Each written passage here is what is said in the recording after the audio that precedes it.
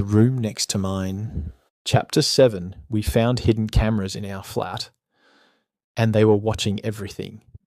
The flat was quiet, almost too quiet, and the sound of the fridge humming in the background only seemed to make the silence heavier as Jack and James sat opposite each other at the small kitchen table, the surface buried under maps, scribbled notes, and printouts they had collected over the last week, both of them staring at the papers as if the answers were hiding in plain sight, but neither daring to speak first because the weight of what they had discovered at the red shed still hung between them like a thick, invisible fog they couldn't shake. Jack finally broke the silence when he tapped a tramline on the map with the blunt end of his pen and said in a low voice that felt like it barely wanted to leave his throat, "This is the last place we haven't checked, and if they're meeting anywhere regularly, it has to be here, because every other lead we've chased down is dead." James leaned forward, his face drawn and eyes dark with the kind of tiredness that came from more than just lack of sleep. And he said, "We can't just sit here waiting for them to make the first move, because by then it'll be too late, and you know it, Jack." Jack's jaw tightened, and he gave the smallest nod, his voice even quieter now, but steadier. "Then we make the move first." That night, James lay awake in his own bed, staring at the faint shadow of the ceiling, and through the quiet flat he could just make out the slow rhythm of Jack's breathing from the next room, the only sound that kept him tethered as his heart refused to slow. Underneath it all was the sharper fear that someone out there knew exactly who they were and was watching, waiting, planning. The following night, Jack and James returned to the red shed, better prepared. Jack carried a small torch and a pocket knife. James had his phone camera ready. The city's hum faded as they slipped through the chain-link fence and stepped into the shadowy structure. The air was thick with dust and the scent of rust. Jack's torch caught fresh footprints in the dirt floor, too large and deep for either of them. James crouched, snapping photos. Suddenly a faint whisper drifted from the far corner. Jack stiffened. "Did you hear that?" James nodded, breath shallow. They crept closer, hearts pounding. Around a pile of broken crates, they found a stack of folders, stained and worn. Jack flipped one open. Photos. Rows of them, black and white in colour, faces of students, some circled in thick marker, others crossed out with harsh, angry lines, and right there at the top of the first page in rough scrawl were the letters. J.R. Jack's stomach dropped like he'd been punched as he flipped page after page, each one revealing more names, more faces, some familiar from campus, some unknown, all of them suddenly connected by the cold reality that this wasn't just a threat. It was a list, and being on it meant you were a target. A sudden metal scrape from the fence behind them snapped the air in half, and they both spun, hearts in their throats, just in time to see the faint movement of a shadow slipping past the perimeter. "Run!" Jack hissed, already grabbing James's sleeve. And they didn't think, didn't look back, just sprinted, lungs burning as they burst through the fence, shoes pounding on the pavement, adrenaline flooding every nerve until they didn't stop running until the bright city lights swallowed them and the illusion of safety returned, shaky and thin. Back in the flat, the folders were dumped on the kitchen table, pages fanned out like a crime scene, and they stood over them, breathing hard, the silence pressing in until James jabbed a trembling finger at the page. "That's me," he said, voice breaking. Jack's voice was flat, cold. "They're after both of us." Silence again, heavier this time. Even the hum of the fridge felt louder. Then came 3 short knocks, one long sharp against the door. Both froze. Another knock. Then the sound of retreating footsteps. Jack moved first, every sense sharp, and opened the door just enough to see a small envelope taped to the wood. He peeled it off slowly, dread tightening his chest, and slid out the contents. A photo, Jack and James, in the flat, laughing, unaware. James's voice cracked in a whisper. That was yesterday. Jack turned the photo over with a hand that wasn't quite steady. We see you, Thursday, Red Shed, come alone. The words hit harder than the cold night air, and for a second neither of them moved, and then James whispered, Jack. The angle of this photo, and the realization hit both of them like a bucket of ice water. The shot wasn't from outside the window. It was taken inside the flat. They've been in here, Jack said, his voice low and hard, and adrenaline surged as they tore through the flat, yanking open drawers, moving furniture, checking every corner until Jack's eyes caught the faint reflection of a tiny black lens tucked in the ceiling vent. A camera, he muttered, and James climbed on a chair, ripped it down, wires snapping, heart pounding, and they found more. One hidden above the kitchen doorway, one behind the TV, one in the hallway. 4 cameras in total by the time they stopped. The devices lying on the floor like dead insects, and the realization that they had been watched in their own home made James shake.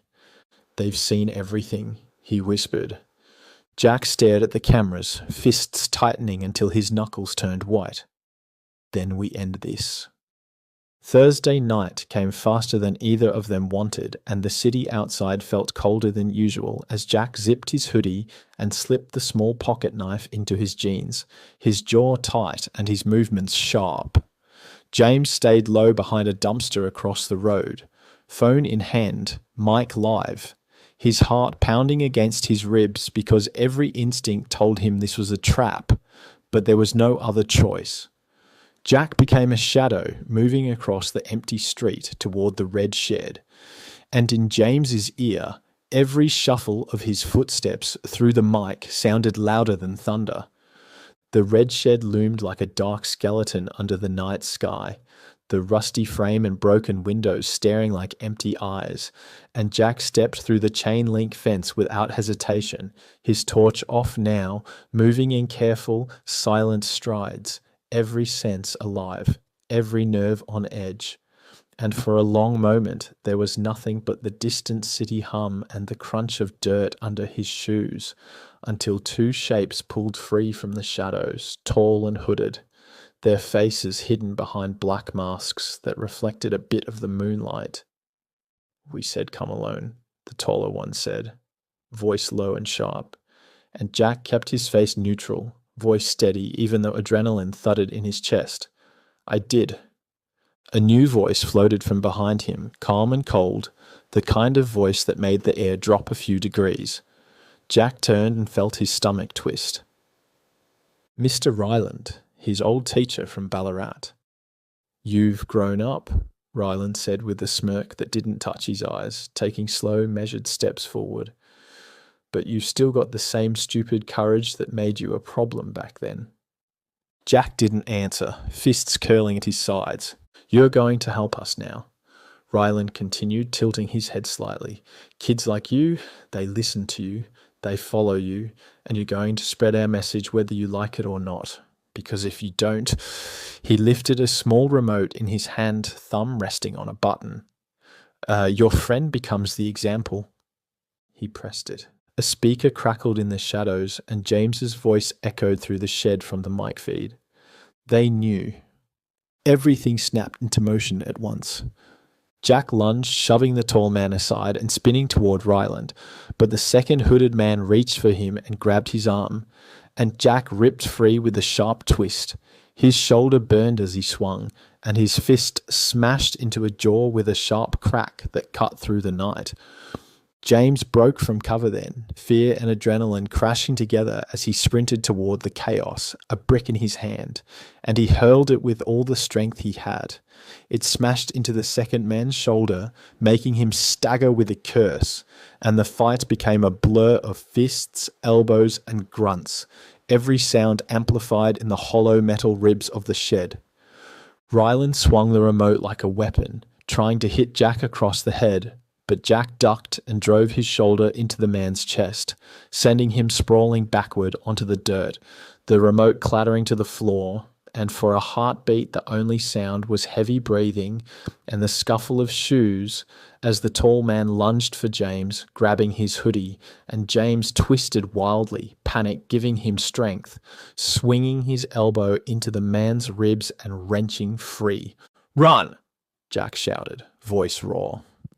They bolted, adrenaline making every step faster, the sound of footsteps behind them like a drumbeat of danger as they sprinted through the fence, down the alley, lungs burning, legs screaming, Jack glancing back to see shadows following, one tripping over the loose wire of the fence as they turned a corner sharp enough to scrape their shoulders on the wall, and then they were in the bright city streets again. Cars rushing past, horns blaring in the distance, and they didn't stop until the flat door slammed behind them and Jack threw the bolts, chest heaving, both of them collapsing onto the cold floor in a tangle of fear and exhaustion. "You were going to face that alone," James panted, wiping sweat and dirt from his face with a shaking hand. "I thought I could protect you," Jack said, his voice rough and low, like the words were scraped from his throat. "You still don't get it," James whispered, his eyes wet, his voice trembling but firm. "We protect each other."